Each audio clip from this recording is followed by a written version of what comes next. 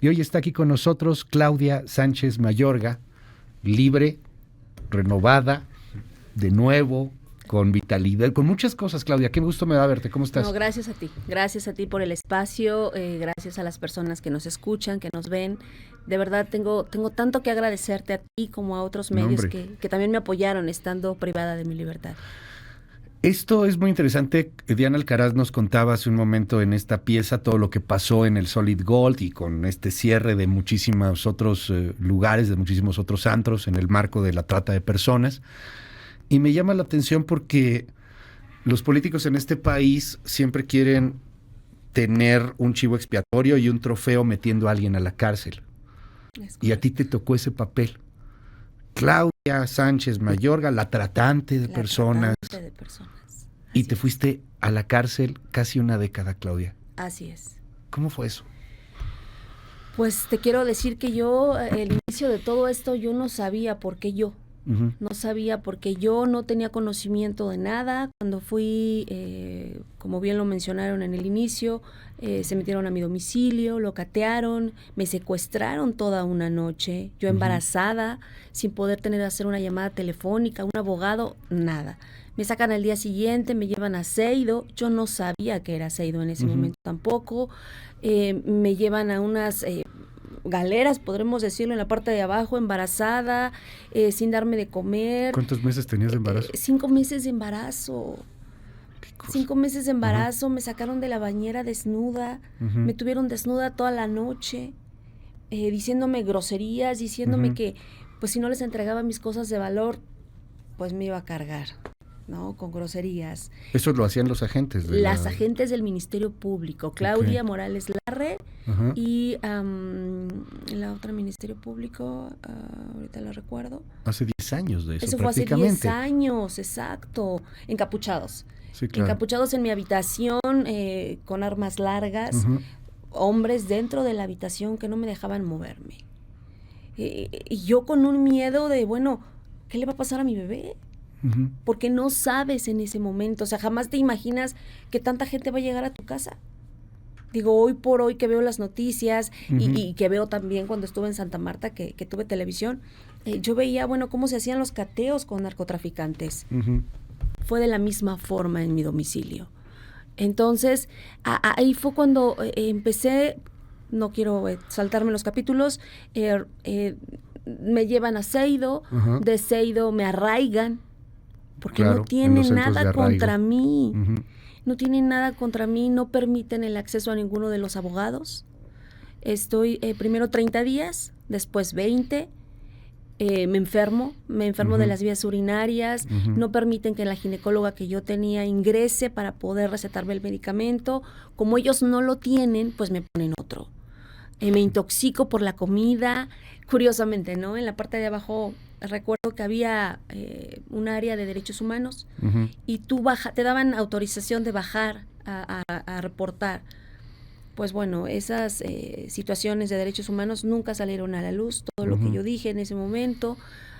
Pasando los 50 días, el Ministerio Público me traslada al penal de Nayarit. Pasando los 50 días del arraigo. Del arraigo y sin una orden de aprehensión. ¿Acusada de qué? En ese momento yo no lo sabía. Ella solicita que me trasladen por delincuencia organizada, trata de personas y beneficio a la explotación sexual. ¿Tú qué hacías en el Solid Gold? Mis funciones en el Solid Gold era administrar los alimentos, las bebidas, porque bueno, como bien se ha mencionado, esos restaurantes eran donde se ofrecía bebidas y comida, pues de alto nivel, y además de alto nivel, era un table dance, que hay muchos table dance en el mundo también, y había una acusación.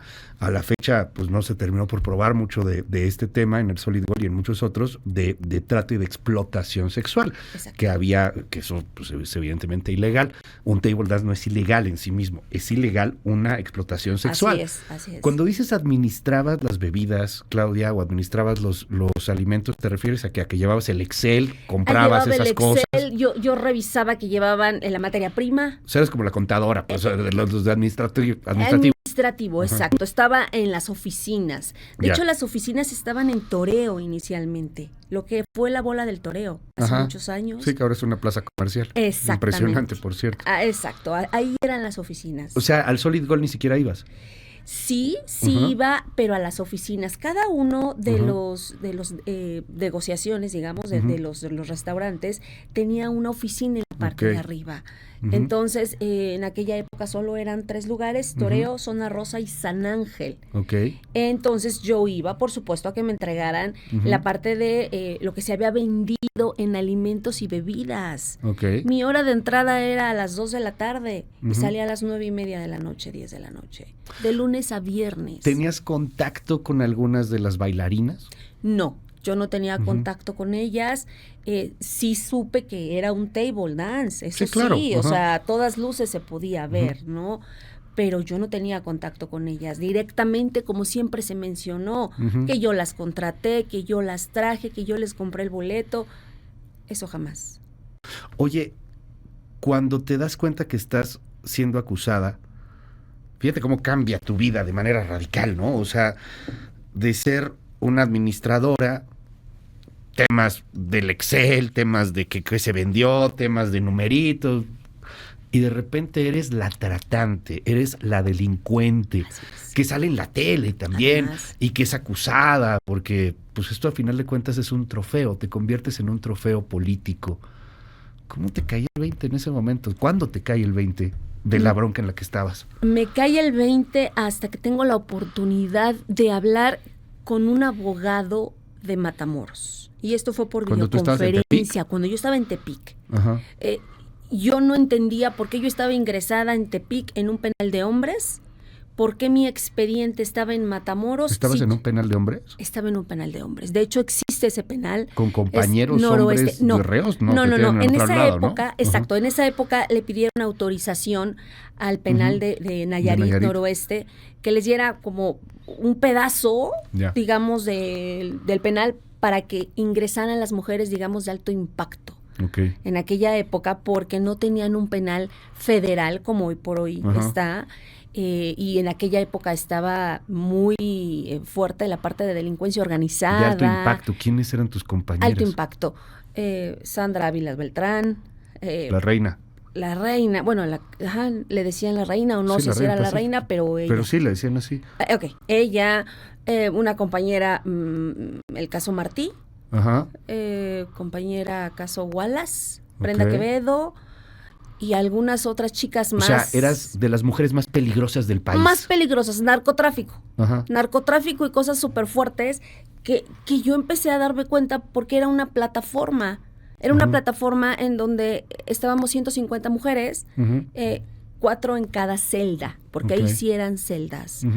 Entonces yo no entendía por qué solamente podía hablar cada 13 días, por 10 minutos, tenía únicamente poder mandar una carta una vez al mes, si bien me iba, si salía del penal. No tenía visita porque mi mamá ya había fallecido, mi abuelita también, mi padre aún no. El papá de mi hija no pudo ingresar a verme porque tenía que casarse conmigo para poder ver a su hija. Entonces, pues no tenía yo a nadie. ¿Tuviste a tu hija en la cárcel? Tuve a mi hija en la cárcel. La tuve ¿En Tepic? En Nayarit, así es. En Tepic fue algo muy desafortunado porque como no me dieron los cuidados desde que me detienen, la infección urinaria, llego a Nayarit, me hacen hacer sentadillas, me aíslan, no me dan de comer, no me dan las vitaminas, no me dan lo que tendrían que haberme dado. Y mi hija nace un 12 de diciembre. Mira. Un 12 de diciembre, así es. El Día de la Virgen. El Día de la Virgen. Para los creyentes en el tema. Sí, digo, es bendita mi niña, ¿verdad? Entonces, ese día por la mañana se me rompe la fuente y como yo estaba aislada, pues no me hacen caso. Yo tenía un tenedor de plástico que nos daban para comer y empiezo a pegar en la celda hasta que me hagan caso.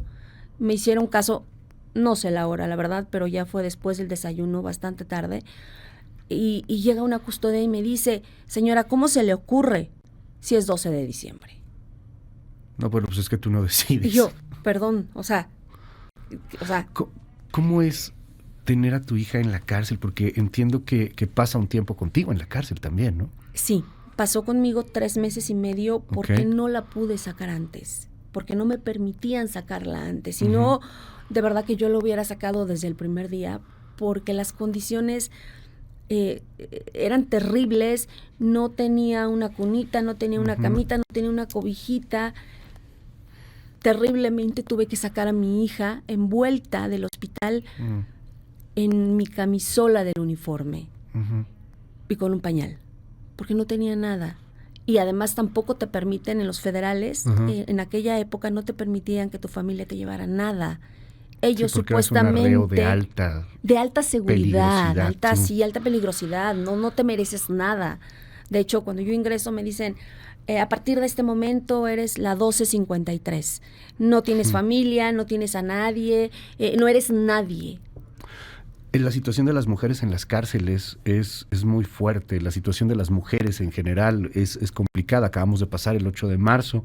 Hay muchas consignas, hay muchos temas por la igualdad, por la equidad, por la misoginia en este país, pero particularmente en las cárceles creo que se vive muchísimo peor. Entiendo que hay muchas que terminan abandonadas por completo, dejadas a su suerte totalmente. El tema de la maternidad. Así es, eso es terrible porque el órgano desconcentrado, pues además no les interesaba, ¿sabes? En esa época, y yo creo que tampoco ahora, porque yo pasé por 3 cárceles. Y en aquella época era, como bien lo mencionabas, ¿no? La política tiene mucho que ver, porque lo que les interesaba era, cuando terminó el sexenio de Calderón, empezaba Peña Nieto, pero seguía con su misma, no sé, forma de criminalizar. Exacto, final, ¿no? o de manejar los penales, ahí, o de la ley en ese momento, porque lo único que ellos les interesaba era decir, tengo a las peores mujeres en este momento. Sí, son trofeos políticos. Exactamente. O sea, tengo a la tratante, tengo a la narco. A lo mejor ahí tienes un tema. A ver, Sandra Ávila Beltrán, evidentemente tiene muchos temas ahí. Pero no es lo mismo que Claudia Sánchez Mayorga. Y entonces creamos a Claudia Sánchez Mayorga, la mala. Así es. ¿En algún momento pensaste, ya valió, no voy a salir, me voy a quedar aquí? Sí, sabes que sí. Esto lo pensé ya estando en Santa Marta. Etapa. En la última etapa, porque luché en el federal. Una vez que entrego a mi hija, la forma en cómo nace, me quitan la matriz además, porque no me sacan a tiempo por negligencia médica. Ya hoy por hoy está comprobado 100%, ya se le notificó al órgano desconcentrado todo lo que me hicieron. De hecho, les están diciendo que tienen que hacer reglamentos, tienen que hacer manuales de procedimientos para que puedan tratar de una manera diferente a las mujeres embarazadas. Fíjate cuántos años después, o sea, cuántas mujeres no pasaron lo mismo que yo. En 2024 estamos hablando de eso. Exactamente. Y a ver, independientemente de que uno sea culpable o inocente, tienes derechos humanos. El Estado no puede ser cruel, no puede ser igual de bajo y de animal como lo llegan a ser muchos que cometen delitos. Y la otra es que la mayor parte de gente que está en la cárcel en este país o está por delitos menores, o está por trofeos políticos, o está porque no tiene dinero. Definitivamente son esas 3 cosas. Lo que tú dices es muy cierto.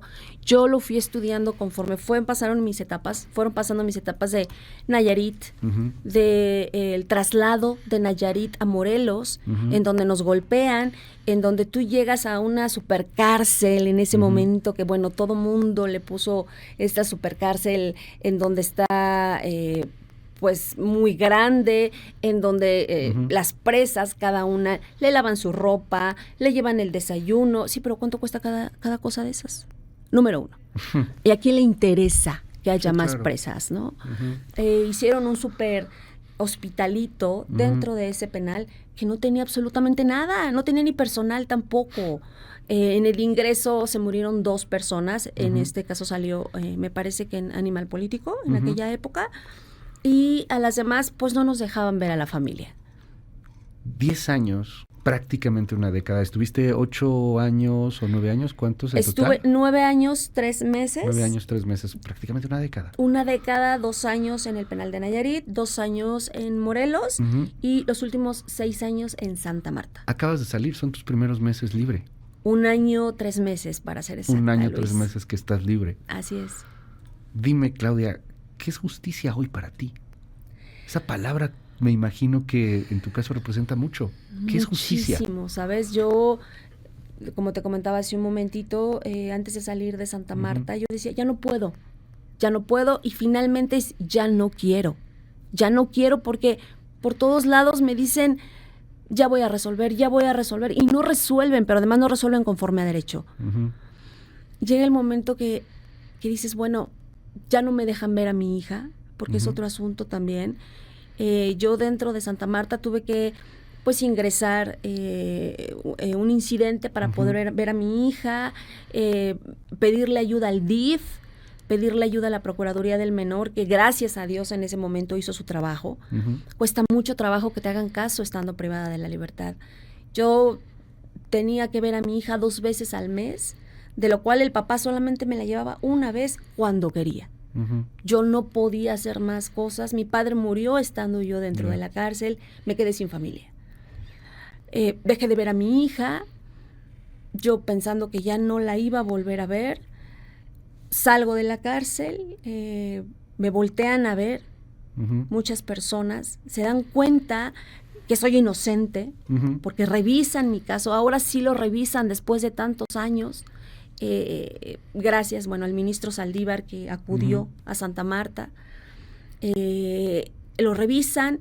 Una vez que sucede esto, salgo de la cárcel y yo intento ver a mi hija. Intento tener lo más que se pueda comunicación con ella. Sí, pero el papá me dice, ¿sabes qué? Vamos a firmar un convenio en donde mi hija sigue viviendo contigo, pero tú la ves un fin de semana sí, un fin de semana no. Comencé a verla, muchísima gente me apoyó para poder tener recursos, poder llevarla a bonitos lugares. Mi hija, los niños no mienten, Luis. Mi hija, tengo fotos en donde quería estar conmigo, por obvias razones. No tengo una casa propia y ni trabajo, ¿no? En ese momento. ¿Cómo es esta situación de ser expresidiaria? Porque también hay un estigma ahí. O sea, si bien has hablado, mucha gente conoce tu caso, a lo mejor no es tan fácil ir a pedir trabajo. Así es. A lo mejor no es tan fácil que te apoyen en muchas de estas cosas, ¿no? ¿Sabes que es tan difícil que una vez que dices, soy inocente, porque eso de que te traten siempre como delincuente es terrible, o que te vean o te malvean? Después Tú eres de inocente, eso, saliste absuelta. Salí absuelta, además, no salí por un protocolo de Estambul. O sea, el protocolo de Estambul lo gané. Eres inocente. Soy inocente. Y lo dice así, de verdad, muy desmenuzadito, el por qué soy inocente. Y hoy por hoy, en este caso, yo tenía 2 trabajos. Uno en el Solid Gold y trabajé en la Secretaría de Educación Pública. Después de tantos años regreso con la secretaria de Educación Pública, la maestra Leticia, y se suponía que me iban no a regalar algo. Porque, a recuperar tu trabajo. A recuperar, exacto, ¿no? Después de tantos años que estuve privada de la libertad. Y pues resulta que me dan un interinato, resulta que me dicen, ay, ya, cállate, ya, o sea, y di que te apoyé. Yo no sé si de eso está enterada la secretaria de Educación Pública. Me atendieron sus colaboradores, en este caso. Y vaya, no sé de qué manera pueda entenderme que no nada más fui víctima en la cárcel, sigo siendo víctima afuera. Como muchas mujeres más y como muchos hombres más también que terminan por ser expresidiarios, que tienes este estigma y que muchos, como el caso de Claudia, son inocentes. Así es. 10 años. Ay, usted disculpe. Así es, El Luis. Estado mexicano te robó 10 años de tu vida. Así es.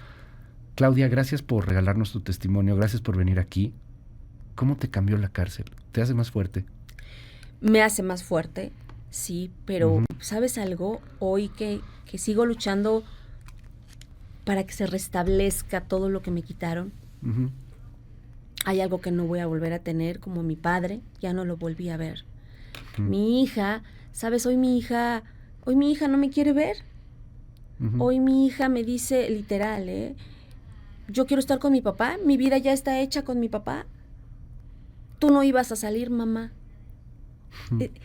¿Sabes cómo me puede esa parte? Porque además mi hija es víctima del Estado. El Estado le quitó a su mamá. Y hoy, ¿cómo la recupero si no tengo nada?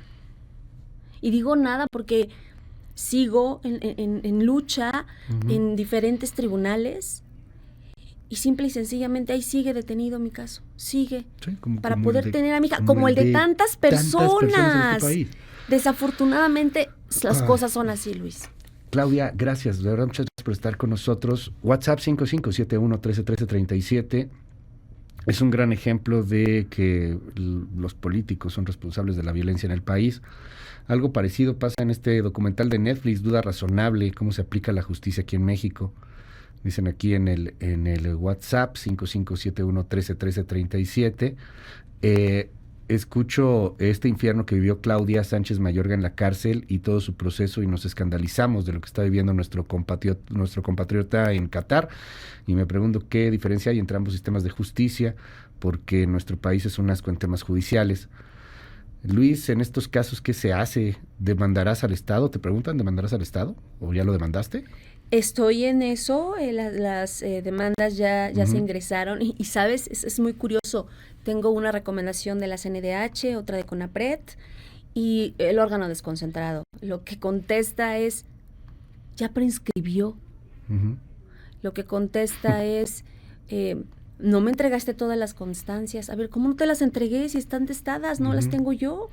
Pídeselas a quien las tiene. ¿Sabes? Tratan de salirse de un lado, de otro. Y como si no se dieran cuenta lo que realmente ellos hicieron. Eso es lo terrible, ¿no? ¿Cuántos casos hay así? Exacto. Claudia, gracias por estar con nosotros. No, gracias Luis, gracias de verdad por el espacio, gracias a las personas que nos escuchan, que nos ven. Gracias, es Claudia Sánchez Mayorga.